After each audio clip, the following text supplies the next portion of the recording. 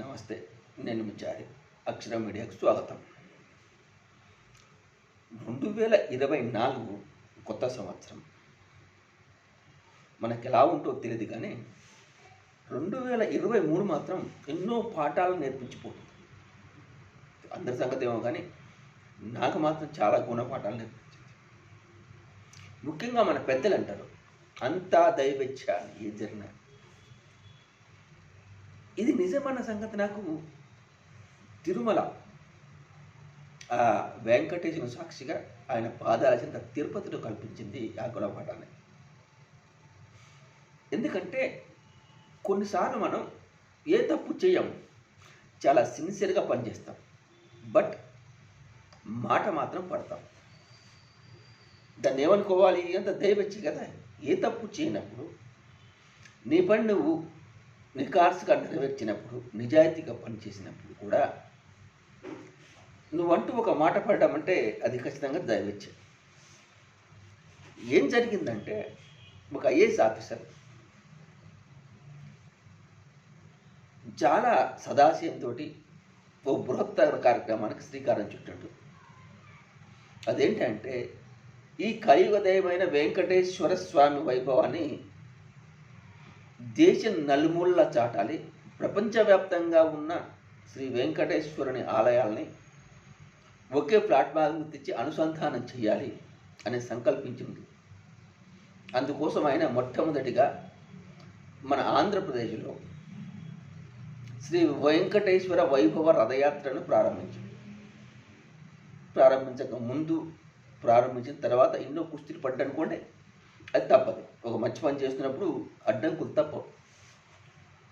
అయితే ఏంటంటే, ఈ వెంకటేశ్వర వైభవ రథయాత్రను తిరుమలలో శ్రీవారి సన్నిధిలో ప్రారంభించాలి అనేది ఆయన తపన.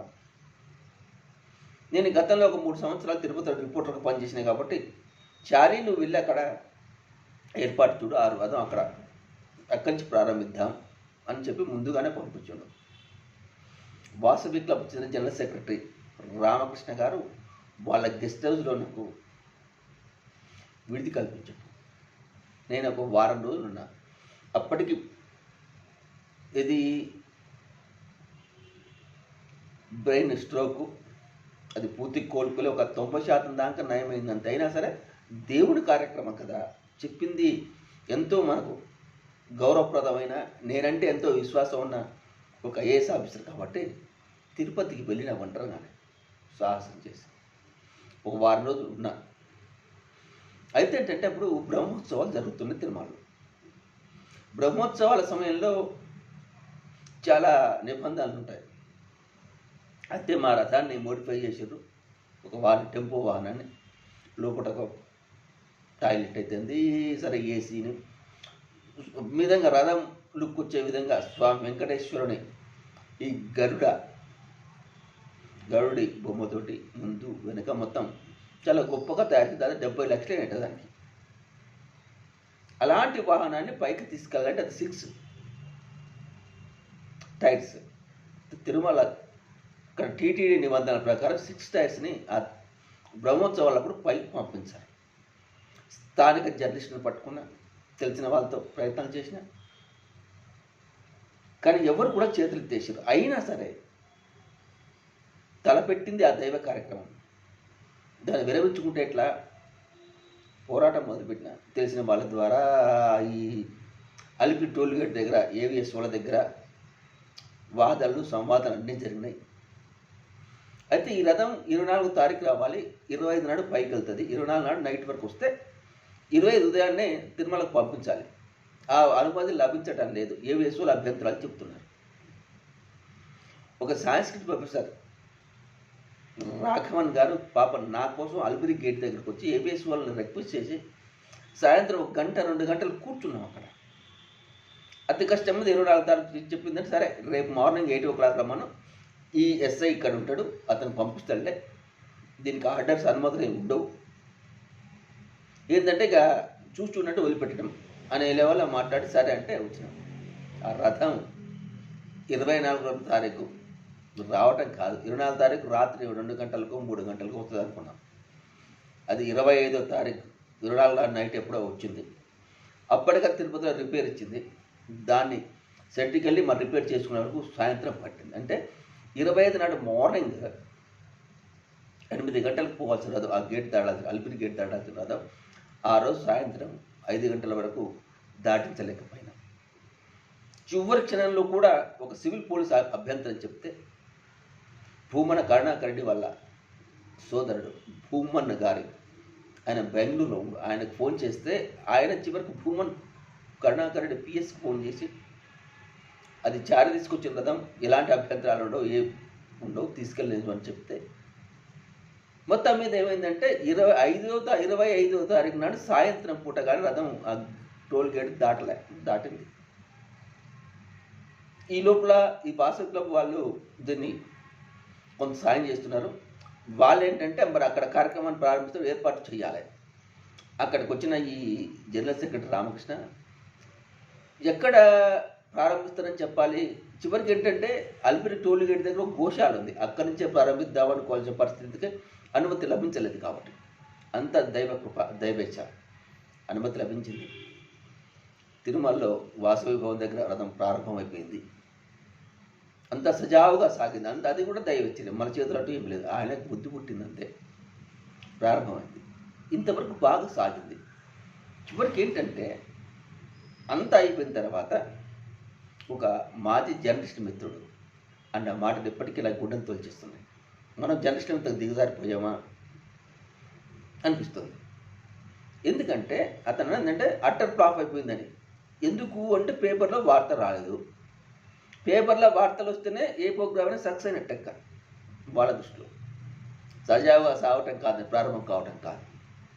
సరే, అతని వ్యక్తిగత ఉద్దేశం అనుకున్నా, అంతవరకు బాగానే ఉంది. ఆ తర్వాత ఏమంటే ఏ కవర్లలో మనిషికి 500 రూపాయలు పెట్టి వాళ్ళకి ఇచ్చేస్తే వాళ్ళే వార్త రాస్తారు కదా అని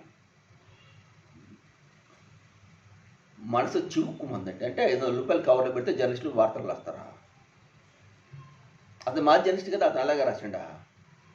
నాకైతే అలా రాసిన అనుభవం లేదు, అలా తీసుకున్న అనుభవం లేదు. కాబట్టి ఆలోచన నాకు రాలా. ఏముంది, 5 సరిపోద్ది కదా అని చాలా చీప్గా మాట్లాడాడు. వార్తలు రాదు అట్లా ఫ్లాప్ అంట. కానీ ఆ 8 రోజుల్లో నేను ఎవరిని కలిసినా, ఎవరిని బతిలాడినా, ఎంత కష్టపడ్డా, చిరు బీపీ పెరిగి హాస్పిటల్ దాకా మళ్ళీ పోయి వచ్చిన ఈ సమయం అతనికి గుర్తు రాలా. అక్కడికి అనుమతి, ఆ బ్రహ్మోత్సవాల సమయంలో అనుమతి లభించదు అన్న సంగతి అందరికీ తెలుసు. అంటే ఏదో ఒక విధంగా ఆ దేవుని దయ వల్ల తిరుమల నుంచి ప్రారంభమైంది. యువకు ఏంటంటే ఇంత కష్టపడి నిజాయితీగా ఒక మాట పడ్డా. అంటే నేను 100 రోజులు కూర్చొని ఏం పీకినావు నువ్వు అని ప్రశ్నించినట్టు అనిపించింది అన్నమాట. దాంతో మనసు చూసుకోవాలి. అందుకే అంటే ఏంటంటే మన తప్పు లేకుండా నిందలు మోస్తాం, అంటే ఇట్లాంటి నిపువాదులు మోస్తాం. కానీ ఇంత క్లిష్ట పరిస్థితుల్లో కూడా అంతటి నిబంధనల్ని కూడా ఉల్లంఘించలేకుండా ఆ దేవుని కృప కోసం ఈ ఏబిఎస్ వాళ్ళు, భూమన్ వీళ్ళందరూ కలిసి రథాన్ని పైకి పంపించడం అనేది అది దైవేచ్ఛ. నేను మాట పడటం కూడా దైవేచ్ఛేనా? అయి ఉండొచ్చాము. అంటే ఏదైనా దైవేచ్ఛ అని అందుకే అంటారు. మీరు ఎంత సిన్సియర్గా పనిచేసినా మాట తప్పదు. కొన్నిసార్లు నేను పడ్డా ఆ తిరుమల వెంకన్న సాక్షిగా. నేనంతా దైవేచ్ఛని నమ్ముతున్నాను. ఎందుకంటే చివరి మూమెంట్లో ఇక మాకు పోదు, అలిపిరి గేట్లోనే టోల్ గేట్ దగ్గరనే ప్రారంభించుకోవాలి అనే స్టేజ్లో లాస్ట్ మూమెంట్లో ఏవేసో ఫోన్ చేసి తీసుకెళ్ళండి సార్ అని చెప్పిండు ప్రధాని పైకి. అది దైవేచ్ఛ. వాస్తవం ఏంటంటే రిపోర్టర్లు వార్తలు కవర్ చేయలేక కాదండి. ఎక్కడ కవర్ చేయాలి, వాళ్ళు ఎక్కడికి రమ్మనాలి? నేను టోల్ గేట్ దగ్గర రమ్మనాలా, తిరుమల వాసవి భవన్ దగ్గర రమ్మనాలా? అది చెప్పడానికి లాంటి పరిస్థితుల్లో ఇచ్చేది 25వ తారీఖు సాయంత్రం 5 గంటల తర్వాత కూడా. అప్పటికప్పుడు చెప్తే అప్పుడు తిరుమలలో బ్రహ్మోత్సవాలు ఆ రోజు చక్ర స్నానం, ఫుల్ బిజీగా ఉంటారు రిపోర్టర్లు. అప్పుడు వెళ్ళి వాళ్ళని రమ్మంటే అక్కడ పనిచేసిన రిపోర్టర్గా, ఒక సీనియర్గా, ఏం సార్ మీకు తెలియదా అని ఒక్క మాట అంటే నేను తలెక్క పెట్టుకోవాలి. అందుకే తెలిసిన ఒకరికి చెప్పిన, అతను బిజీగా రాలేకపోయాడు. ఆ తర్వాత స్థానిక పత్రికలు రాయించిన వార్తనైతే. కానీ మరి ఇంత కష్టపడి నేను ఎందుకు మాట పడినట్టు, ఒక మాజీ రిపోర్టర్ ఆ మాట ఎందుకు అన్నట్లు? అంటే రిపోర్టర్ల పరిస్థితి అంతగా దిగజారిందా? 500 రూపాయలు ఇస్తే వార్తలు రాస్తారు అనే స్టేజ్కి వచ్చిందా అనే బాధ ఇప్పటికీ పీక్తూనే ఉంది. ఎనీహావ్ వైభవరథం ఏపీని మొత్తం తిరిగింది.